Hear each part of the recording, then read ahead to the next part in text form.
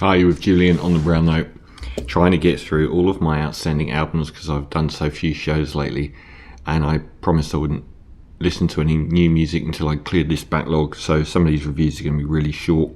Perhaps not this one, the latest from the Chemical Brothers, the UK duo of Ed Simmons and Tom Rowlands, who I remember from the front cover of the British tabloid music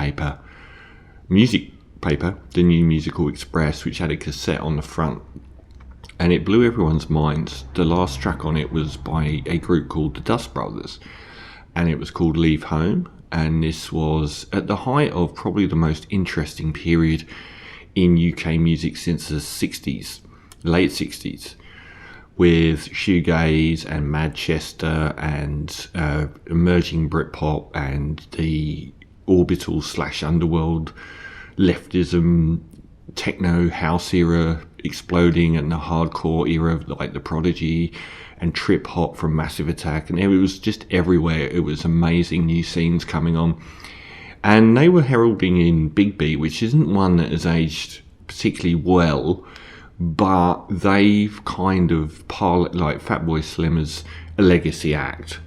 And a lot of that music is, you don't really hear Take California that much these days.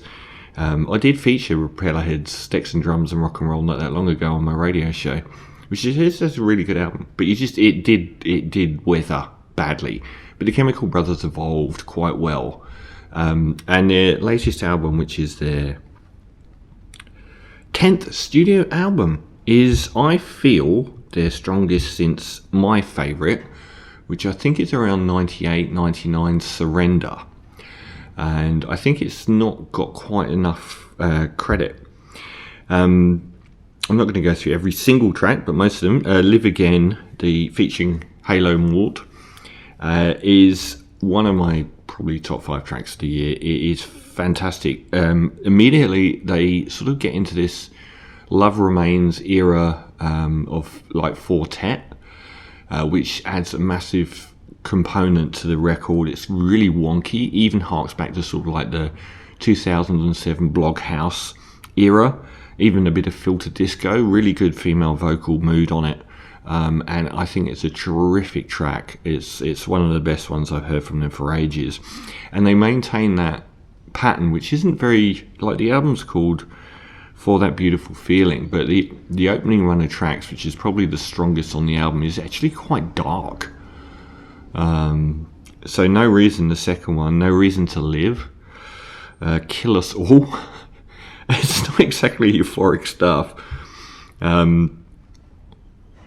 Does remind me a little bit of We Are Your Friends, it's sort of era Justice music, and I guess they were probably heavily influenced by the Chemical Brothers in the first place. And the last of that very strong opening run, Goodbye, has probably the most emotive sample yet, and some very sort of orbital Snivelization era strobing synths in the background, which I loved.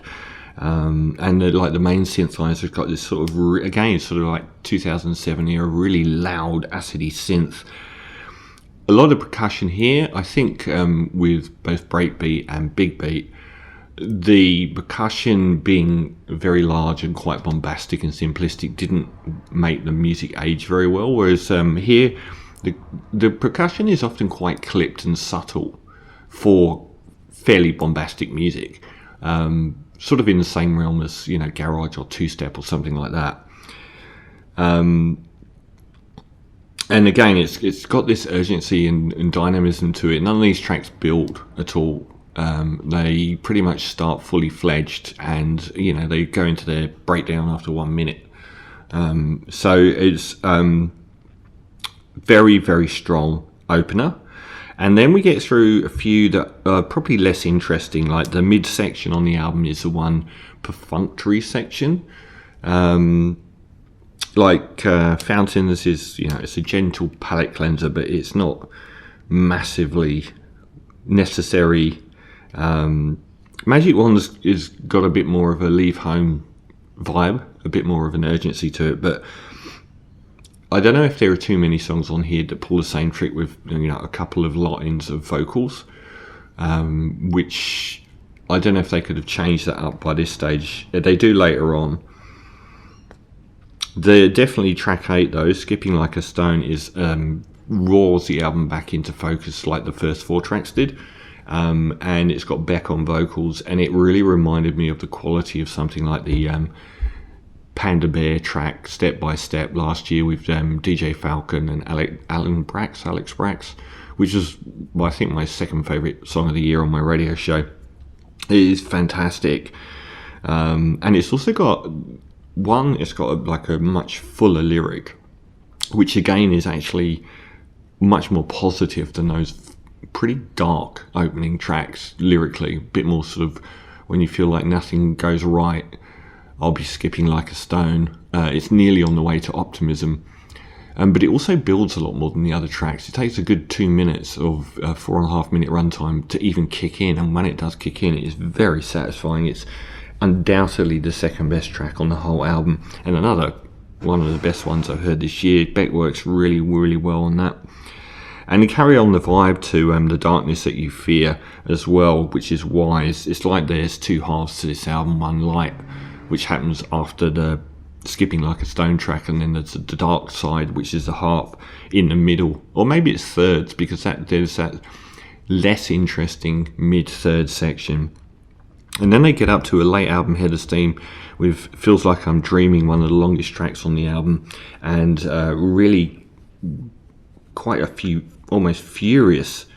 And the track really is the one that would fit most on Surrender, and it particularly reminds me of the high point of Surrender, which was Bernard Sumner vocal Out of Control, and I really did feel a similarity between Feels Like I'm Dreaming and Out of Control, which is a great way to de facto end the album as the last track For That Beautiful Feeling, featuring Halo Maud again, who is on the opening track, is just a come down coda. It isn't like massively necessary, but it just serves as a coda after a pretty loud 7 minutes before it.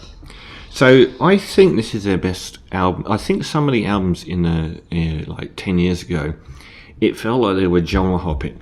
You know, they do a hit with the Salmon song. First thing I thought of was the Salmon song. The worst thing they've ever done. But it felt like they were genre hopping. Let's do a hip-hop song with an old head hip-hop guy. Let's do, and this feels more like an album. Even though there is a sort of weakness in that midsection, I've listened to it quite a few times now, and I think the first third and last third are the most cohesive and focused and urgent that they've been, for me, for a long time on an album. And even though Surrender is perfect and doesn't have that lull, the lull in the midsection isn't bad. It is just not quite the same strength as the opening and closing thirds. So I think this is a very strong album from the Chemical Brothers. For me, one of the best electronic albums of the year. Certainly some of the best individual tracks, Skipping Like a Stone, and Live Again is just monumental. But so is the fourth track as well, which is Goodbye. That's, you know, it's got several really amazing tracks on here. So 8.5 out of 10 for the Chemical Brothers' 10th album, For That Beautiful Feeling. I hope it's called that.